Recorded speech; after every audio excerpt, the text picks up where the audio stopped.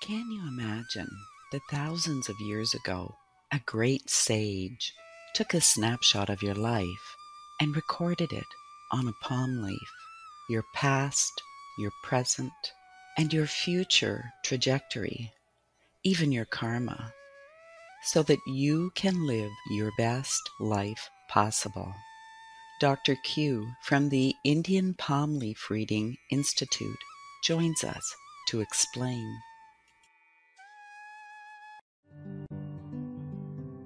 Welcome to Exploring the Mystical Side of Life with your host, Linda Lang. This is Linda Lang from ThoughtChange.com. We are exploring the mystical side of life once again this week. If you enjoy our conversations, remember to subscribe, share with a friend. Today, we are talking self-exploration, life path, and karma through Indian palm leaf reading. I have Dr. Q with me. He is the founder of the Indian Palm Leaf Reading Institute. Welcome, Dr. Q. Hello, namaste, and thank you so much, Linda, for having me on your show today, giving us an opportunity to share the wisdom, the power and the wisdom of Indian palm leaf reading. Now, what is Indian palm leaf reading? To keep it simple, that's a term that I invented to make it easier for Westerners to understand what it is. Indian, hopefully people understand it comes from India, palm leaf. So they understand it has nothing to do with the palm of your hand or a tea leaf. It has to do with the actual palm leaf that we have in California, Florida, and in tropical countries. And reading that there is some sort of a message written on it, hence Indian Palm Leaf Reading Institute. Institute because it is practically a nonprofit. I work for free, my dears out there. I have a real job outside of this. I do this for the betterment of humanity. I support my Indian team, readers, their families, interpreters, videographers, priests, you name it, and of course seekers across the globe so that they can get an ethical, authentic reading from the comfort of their home. We do it online without having to go to India. But in India, nobody calls it Indian palm leaf reading. We call it Nadi Reading or Nadi Astrology, among other terms. And Nadi means many things. And among those, it means leaf. It means seeker. So the person who seeks the message on the leaf. It means pulse, representing human life. But it also means the exact moment in time when the message is divulged to the seeker. Not a day before, not a day after. Hence, Nadi Reading, Nadi Astrology. And the reason why we use astrology in it is that the stars have an impact on us. So there will be messages that relate to Vedic astrology as well. How did you become involved with these Nadi readings? Now, you might ask yourself, why? And in case you haven't noticed, I'm not Indian, I'm a white guy. A white guy is doing what is intrinsically a Southern Indian thing. And it's important for me to point that out. It's Southern Indian in a state called Tamil Nadu. There are Tamil people there. They speak Tamil today. And that's the only state that's very different to the rest of India, as they cannot communicate with the rest of the country. The rest of the country has a common language called Hindi, which Tamils do not speak at all. For political reasons, they want to remain separate. It's a big state. It's twice the size of California. To give you an idea, that means more than twice the population of all of Canada in it. And when an Indian comes to Tamil Nadu, they're kind of like a foreigner. They would need to switch to English. So that is, it's the southernmost state on top of it, so that you have a rough understanding where things are. And Tamil Nadu today, the state of Tamil Nadu, is, if you wish, the original India. Everything else came later. So every Tamil is very proud to say that they are the original Indians, and the rest just joined India afterwards. It's a primarily vegetarian state. They look darker. It's very different cultures. The most mystical, if you wish, most religious state. There are more temples in Tamil Nadu than in any other state in India. So how come I did this? Like most of us, if not all of us, I also carry my cross, and my biggest challenge in life has always been health. My mom's Austrian. She's blonde and blue-eyed. My dad is Persian, and I grew up in Iran. In '79, there was a revolution. My dad being Baha'i, so we're not Muslim, Baha'is. we would have been killed and tortured and sent to prison, executed my dad for sure. So we had to flee the country, period. Revolution happened in February 1979. We fled to Austria and we lived there until the 80s. And in 1986, some of you might be wise enough, I should say, to remember the biggest nuclear catastrophe that has happened to this state, and it's called Chernobyl. That was in April of 86. The nuclear fallout of that catastrophe happened over Central Europe, and that is the reason why I got cancer. And I said, man, why me? I'm a kid, I was 16 years old, just survived the revolution, and I knew how it feels to be very wealthy, because my dad was very wealthy, with servants, to be a pauper overnight. My mom became the breadwinner, we lost everything. I know how it feels to be poor, I know how it feels to be very wealthy, and then I got cancer. And for 3 years, I battled cancer with 1,000 needles up my veins. And I spent 6 months as an inpatient. 6 months is a long time. After 3 years, I was released. And I said, God, why me? Why did I survive and all the poor souls that I saw die did not? And that is the beginning of my own spiritual journey, if you wish. I've been trying ever since to pierce the veil and understand what we cannot see and maybe even comprehend. And yet I know it's out there. I know it. So over the years, and I hate to say that I'm years old now, over the past 30 years, I have explored many things. I've spent time with John of God in Brazil, who is the most famous medium on planet Earth. I've spent a lot of time with the shamans in the Amazon. I've done Reiki healing training. God knows, I've done it all. Really, I did. And I met a gal from Hungary. So now I live in Budapest, Hungary, which is the capital city of Hungary. And when I was dating her, I didn't feel so good. And she said, Q, you need to go to your cancer hospital. Budapest and Vienna are not that far away, only 3 hours by train. So I hopped on a train in the early morning, got to my cancer hospital, and they love me, because I've known them for a long, long time, and I go there for checkups all the time. And they say, oh, Dr. Q, welcome back. Happy to see you. I said, well, I'm not so well. Lucky me that I got there on that day, because I collapsed that day in the hospital as I was checked up. And the cardiologist said, Dr. Moyd, you need to stay here as you are deadly sick. And I couldn't believe it, because if you look at me, you might see a healthy, quote unquote, sexy young man, but I wasn't. I had myocarditis. On that day, I collapsed, and then I was ultimately rushed into the ICU. Myocarditis means an inflamed heart muscle. On top of it, I had water in my heart, sac, pneumonia, and water in my lungs. So they rushed me into the ICU, and I tell myself, my God, how come I have so many health issues in my life? And as I was in the ICU, I connected the dots, and I thought, you know what? This must have to do with karma, period. And I shared it with my girlfriend who came into the ICU, and she said, well, you can do palm leaf reading. I said, what's that? She explained it. And I said, well, if I survive and if I come out of here, I'll go and see if there is a leaf written for me too. And that is the beginning of the journey when it comes to creating this institute 10 years ago. Naturally, the reading blew my mind. Otherwise, I would not be here. In my reading, I was predicted that I will bring this to the West. And I thought the reader is kidding me. And yet here I am. So the prediction came true by me creating this institute to help everyone involved.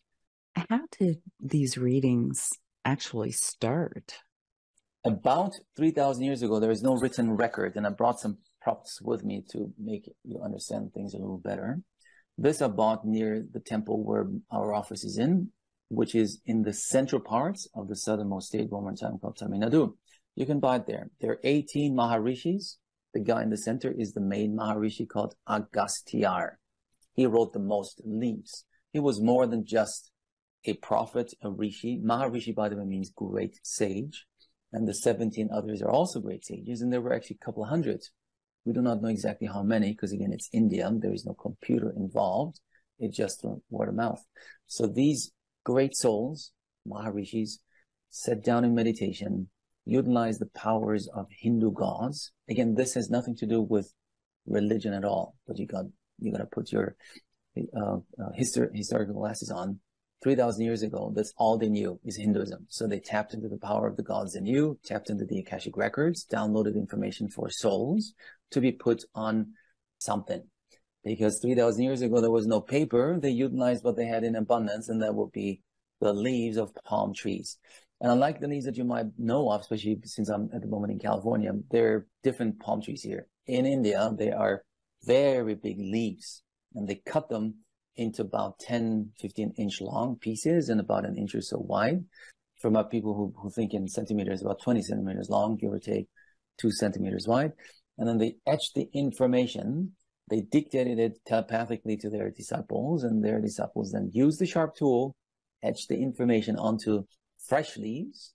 And when the leaf dried up, the message came through. And these leaves then were put into books or bundles. Similar souls traveled together in a bundle. And these bundles then were secured by using the bark of the palm tree, creating a book, so a cover. They were bound together and then stored in archives. And for those of you who watch this video, you get to see this is a bundle which contains individual leaves. I shall open it up for you. As these leaves are brittle, as you can imagine, they disintegrate. They only last about 200-300 years, and then they would need to be copied over to new leaves. So over the past few millennia, readers and priests sat down and copied them over to maintain the wisdom, kind of like priests and monks in Europe when they copied over books 1,000 years ago, so that the books could continue to exist over the years. So there you go. These are individual leaves in a book. These leaves are written in ancient Tamil, which doesn't exist anymore. It's known as Grantha. And every Tamil is proud to say that this is the oldest written language, older than Sanskrit, which pisses off the rest of India. So there is some fight going on, which one is older. And me being half Persian and living in Iran, I said, well, Persian is right up there too. We can all agree that it's a very old language. Ancient Tamil doesn't exist anymore. Now they speak modern Tamil. So a modern Tamil person does not read, understand ancient Tamil. Just like a modern Greek person cannot read, write, or understand ancient Greek, even though that language roots in ancient Greek, they have to go to university and study it. Same thing happens with ancient Tamil and Tamil. So that's one thing, written in a dead language. Tamil and ancient Tamil both are syllabic languages, sound-based, similar to Chinese Mandarin. Unlike all Western languages, English, French, German, you name it, they're letter-based, A, B, C, D. Even Persian is A, B, C, D, letter-based. Makes it super complicated. Going even deeper into it, it's written as a poem, not in prose. It would be fantastic if the leaves just said, this leaf belongs to Linda. It's not that easy. And last but not least, the icing on the cake, it's written in codes. So it takes a reader, that's a person who can actually find your bundle, that's the search part, identify your leaf, that's the matching part, and then give you the reading, hence Indian palm leaf reading. That person has to study it for 5 to 7 years to become a fully fledged reader. There is no reader school. There isn't. You would submit yourself to guru. And by the way, the term guru has been abused and butchered in the West so much that I feel inclined to explain the term guru too. Please, go ahead. In our setting, a guru means teacher with original thought. Somebody can not only teach you, but also give you original thought. So you need to find yourself a guru, submit yourself to that person, which for centuries and millennia was from grandfather, son, father, son to grandson. It's family run, but you can, as an outsider, find a guru, and then that person will teach you all of it. So you need to study ancient Tamil to be able to read the leaf. 1. 2, you need to study Vedic astrology. Every reader is a fully fledged Vedic astrologist because Vedic astrology plays a role in the reading. 3, he's a gemologist, a numerologist. He knows a lot about Ayurveda, because if you are being given health-related support in your leaf, he needs to know the basics of Ayurveda.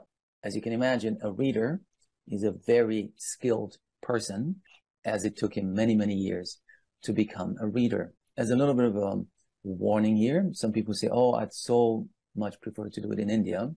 Good luck, because I've been doing it for so many years now.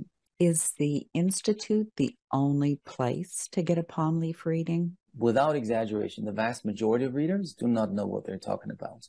They're fake readers. They're happy to milk you for your money and make a quick buck. Not only because you're a foreigner, they would do the same to an Indian too. They would. Because when you come to Tamil Nadu, you're a foreigner to them because you don't speak Tamil. To find a real, ethical, authentic reader is not an easy thing. I can assure you that. So the reader then, the whole process is a 3-step process. Search for your book or bundle, matching of relief within the book, and then the reading itself. How to go about it? You would submit your thumbprint. Again, you're going to think 3,000 years ago, people couldn't read or write. So these rishis were very advanced to be able to connect your leaf with the one thing that is unique to you, and that will be your thumbprint. Boom. 3,000 years, the same process applies today too. You will go to a reader's office, you would submit your thumbprint, he would know your gender because ladies left, gents right thumbprint, your country of birth, because that is how they're categorized in the archives. And then he would look at your thumbprint, literally through a magnifying glass, and then he would identify your thumbprint category name. There are 108 different category names.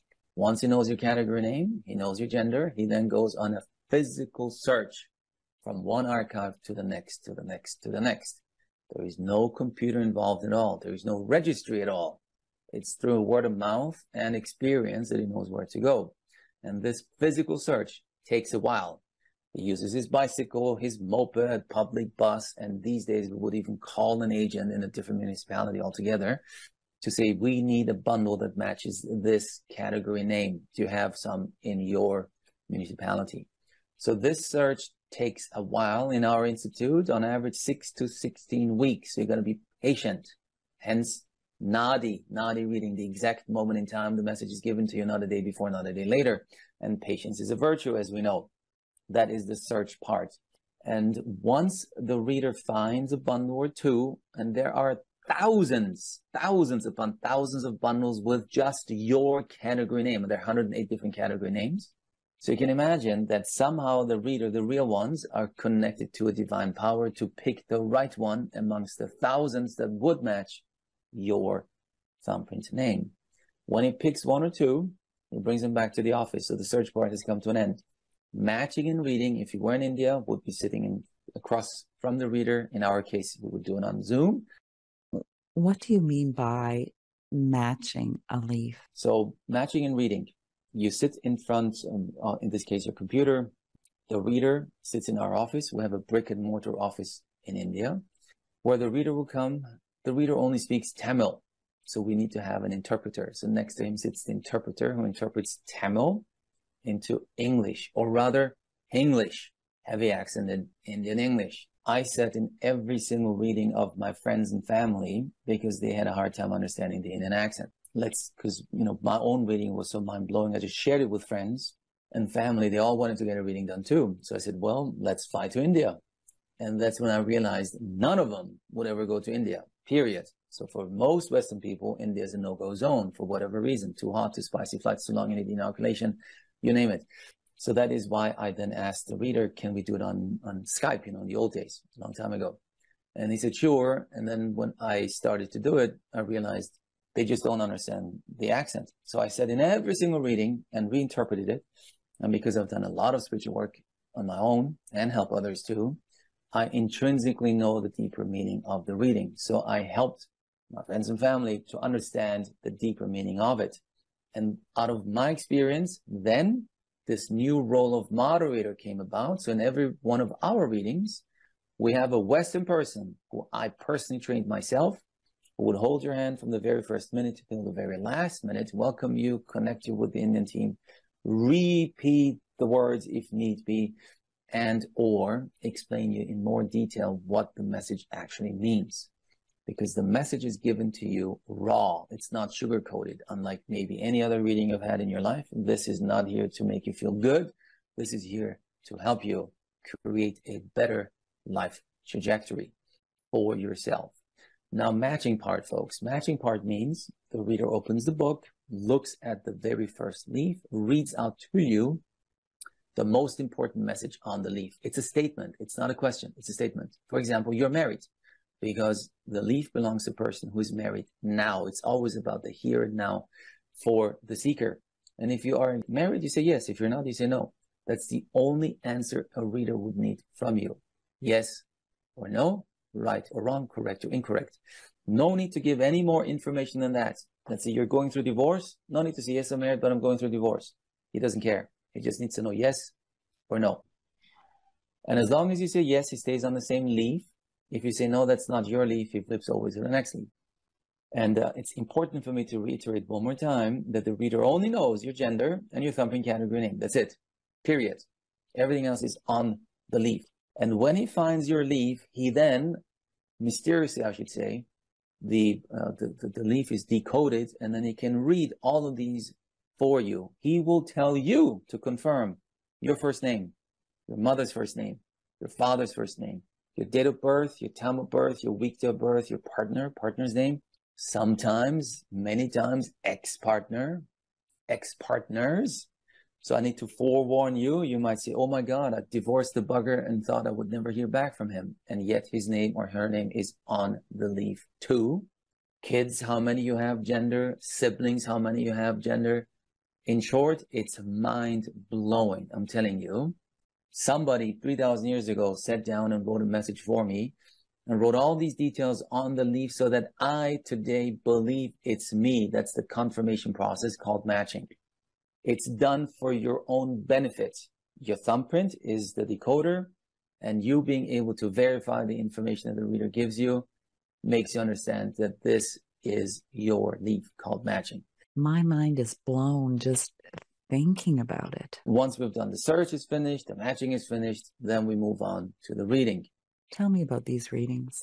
The reading is based on three aspects. Your energies at the time of the reading, not your mood. Whether you had your morning coffee or not makes no difference. Whether you had a fight with your husband or wife makes a difference.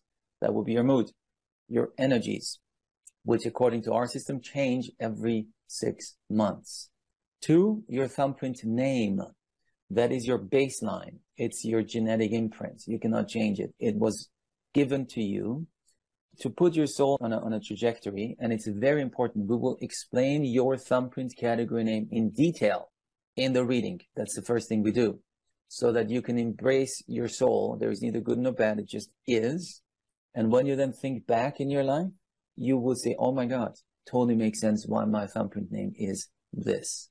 Is the category of your thumbprint, is that like your soul group? Yeah, if you wish. Correct.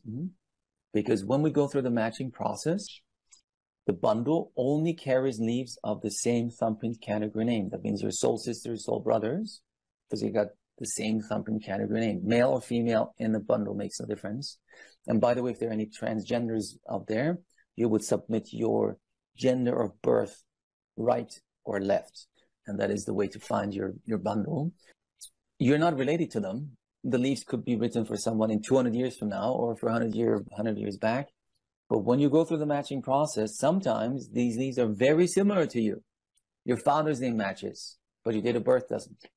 And you get very excited. You're like, oh my God, this must be me. And yet it's not. So the job of the moderator in your reading is to calm you down and say, we've done this many times.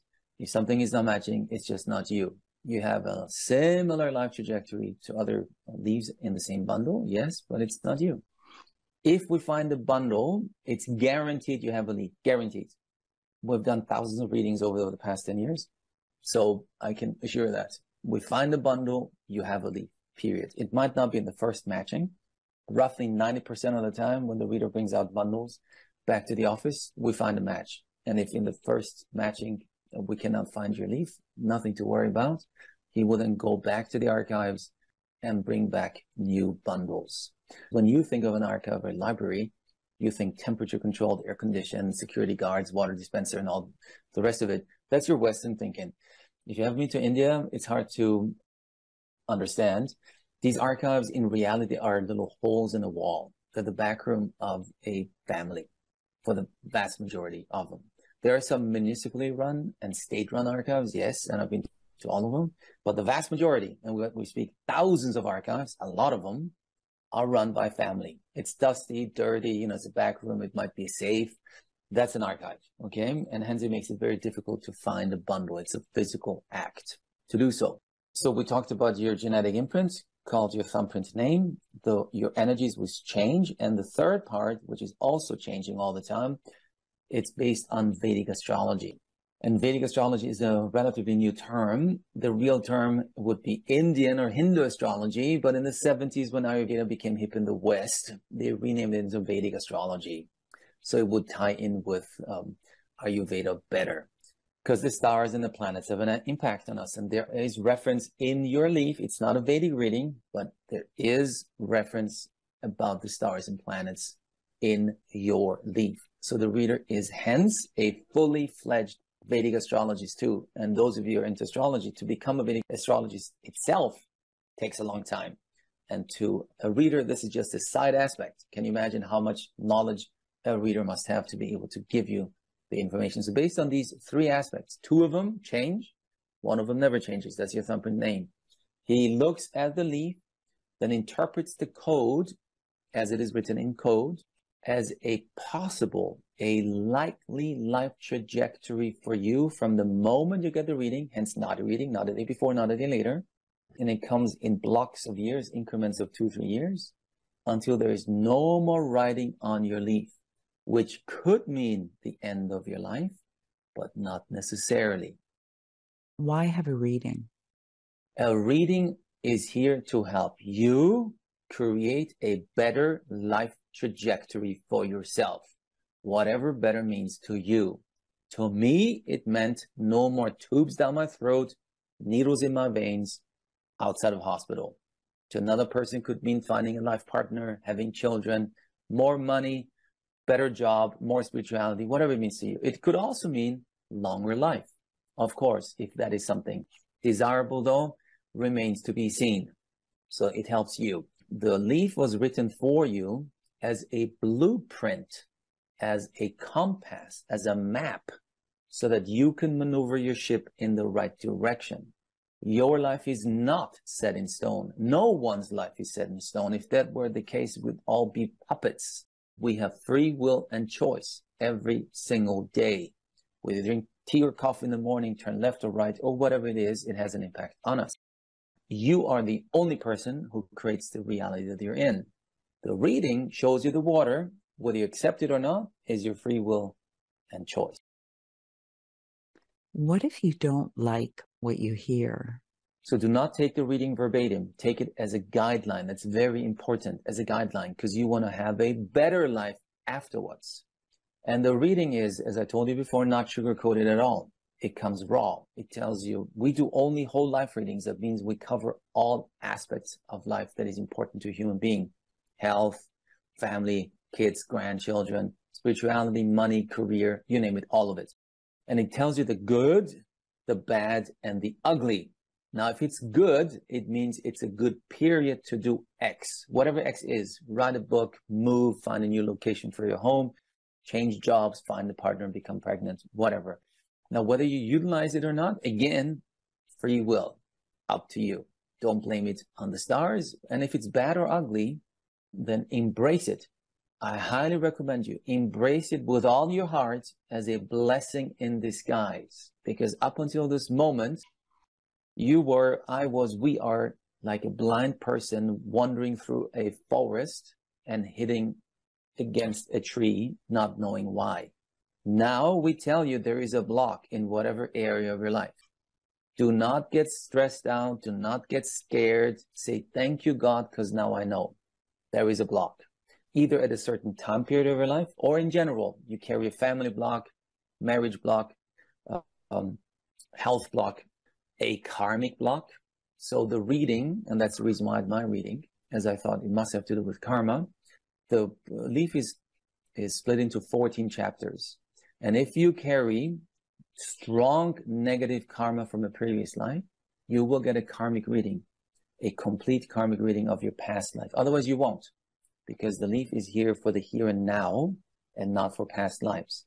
But if you carry strong negative karma, then you will get a karmic reading. Who you were, when you lived, your gender, your social status, and what you did to now be stuck in this karmic negative cycle. Can you improve your karma or bring some kind of balance to it? Small negative karma, you can fix yourself through your good deeds throughout your lifetime. Good karma does not need any healing. So enjoy it. It's a gift. It's hence important for me to explain karma too, because most people associate karma with negativity, and it's not true at all. It can be very positive too. It can be very strong or minor. And only if it's strong negative, then you get a karmic reading. And then we move on to the very last part, the last chapter, and that will be your puja chapter. Puja, literally translated, means prayer ceremony or ceremonial act. Since I deal with Western people and I try to make the West embrace this ancient wisdom, I call it an energy shifting exercise. That's what it is. You go to church and pray, or a temple and you pray, you meditate, that's an energy shifting exercise. In reality, that's what it is. So puja, a remedy that you're being prescribed, is an energy shifting exercise too. The good news is that for every block identified in your reading, you get a remedy. Because, one more time, the reading is here to help you create a better life trajectory for yourself after the reading.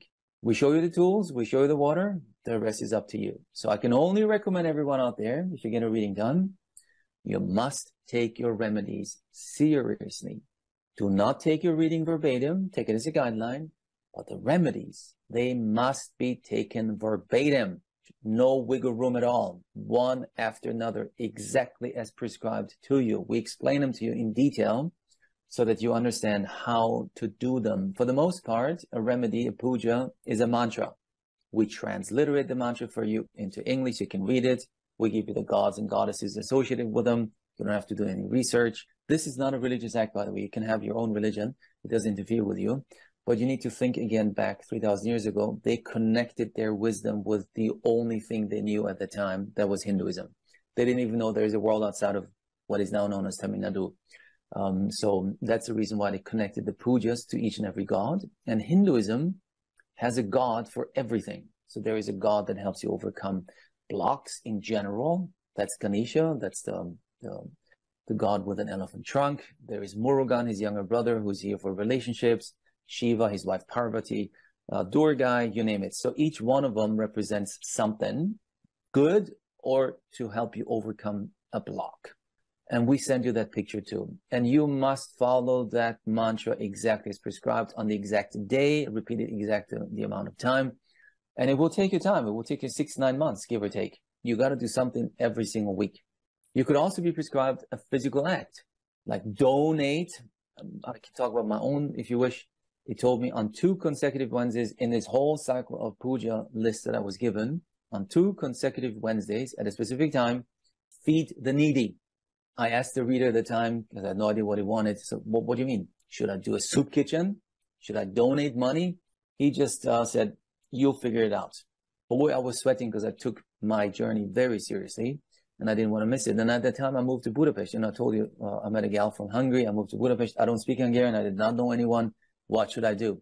The day before, boom, it hit me. I said, you know what? Since he told me I'll figure it out, I observed a lady in the cafe I still go to sometimes to get some food that I thought has no money or not a lot of money. An elderly lady. So on that Wednesday, I told the waiter, I pay for her lunch. Just don't tell her. And I did. So when the woman wanted to pay, scrambling for the money in her purse, the waiter said, no, I couldn't hear what they're saying, but I saw, the interaction. And then she looked because she couldn't understand why somebody would pay her lunch. I'm telling you, this was one of the most beautiful little situations in my life. It changed me too for being a better human. To see her, how I was able with a small gesture, really, it didn't cost much, $10 or something. I don't remember, but not a lot. I was able to change her energies and make her feel wonderful. It made me feel wonderful. And the next week, I intercepted a fighting couple who were in line to pay for their coffee. They were younger and they were fighting. I didn't understand what they were saying because they were talking in Hungarian, but I could tell that it was tension. So I just stepped ahead, paid for their coffee. And when they saw this, it stopped them in their tracks. It changed their energies. They thought, why is a foreigner paying for our coffee? They stopped fighting. Made me feel good too. So ever since that moment, for 10 years now, I randomly pay for people's coffee or something, a sandwich. And I can recommend everyone out there, do the same. Paying forward is a beautiful thing for you and the other person as well. So it could be a physical act, a puja. And so that's it. I'll try to be as succinct as I possibly could be, even though there is a lot more to share. because I want you to deeply understand this wonderful, powerful, ancient wisdom of Nadi readings. It really is mind-boggling that thousands of years ago, some enlightened being took a snapshot of your life and wrote it down for that perfect moment when it can impact you the most. It's incredible. It is. Where can we send people who'd like to know more? Our website is indianpalmleafreading.com. It's super easy, indianpalmleafreading.com. Thank you for being my guest, Dr. Q. Thank you for the opportunity to be here and to share this with your audience. And thank you for listening to this week's edition of Exploring the Mystical Side of Life. You will find all of our conversations on YouTube, Apple Podcasts, iHeartRadio. Come visit me at thoughtchange.com. Pick up your copy of Learning to Listen, and let's bring a little bit of magic into your life. That's it for this week. We'll see you again next time. Bye for now. Stay tuned for part 2, coming soon.